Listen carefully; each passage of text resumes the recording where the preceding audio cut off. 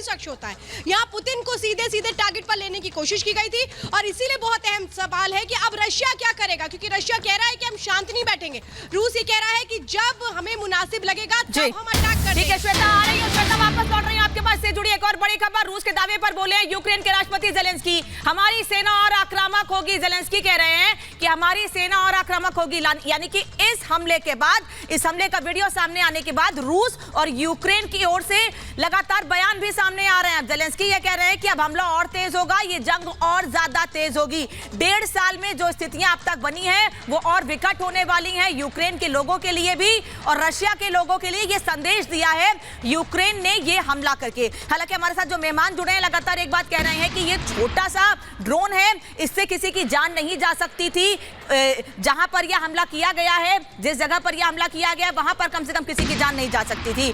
Putin बाल बाल बचे हैं, रूस लगातार ये बात कह रहा है। दीपक जी, मैं आपसे समझना चाहूंगी, छोटा ड्रोन जरूर था लेकिन कितना खतरनाक था?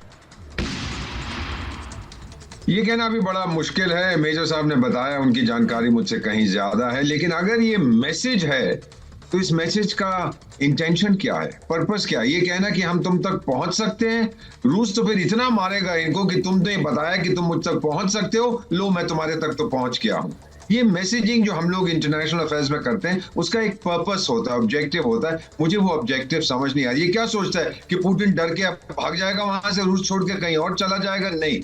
अगर मैं रूसियों को जानता हूं मैम, सेकेंड वर्ल्ड वॉर में जो कुछ हुआ था सोवियत संघ के टाइम में, वो और नाराज होंगे और अब वो इतना मारेंगे यूक्रेन को कि आप उसका अंदाजा वापस लौट रही हूँ दीपक जी आपके पास। मेरे साथ एक और मेहमान जुड़ गए हैं, महेंद्र सिंह, विदेश मामलों के जानकार हैं। महेंद्र जी, ये जो तस्वीर हम दिखा रहे हैं, इस वीडियो को देखकर आप क्या कहेंगे? कितना बड़ा खतरा था? यह खतरा नहीं था, केवल एक मैसेजिंग थी, जैसा कि मेजर गौरव आर्या कह रहे हैं।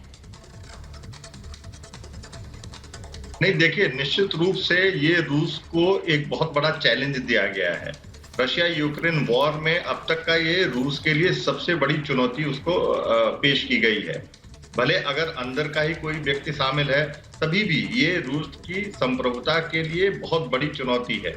और वो ये तब अटैक होता है जब रूस जो है 9 मई को अपना विक्ट्री परेड जो निकालता है, विक्ट्री डे परेड जो है, जिस तरीके से सोवियत यूनियन ने जो है नाजीज को हराया था 9 मई को 1945 में, तो ऐसे समय में जब ये पूरे रूस में विक्ट्री डे परेड निकाले जाने की तैयारियां हो रही हैं, हालांकि इस युद्ध की वजह से और प्रो यूक्रेन फोर्सेस द्वारा आक्रमण के डर से इसको छोटे स्तर पे आयोजित किया जा रहा है, ऐसे में एक ड्रोन अटैक होता है क्रेमलिन पे, तो निश्चित रूप से चिंताजनक बात है। और जिस तरीके से क्रेमलिन का बयान आया है कि they reserve the right to retaliate, मतलब ठीक है, वापस आ रही हूं महेंद्र जी आपके पास। दीपक वोरा साहब भी विदेश मामलों के जानकार लगातार मेरे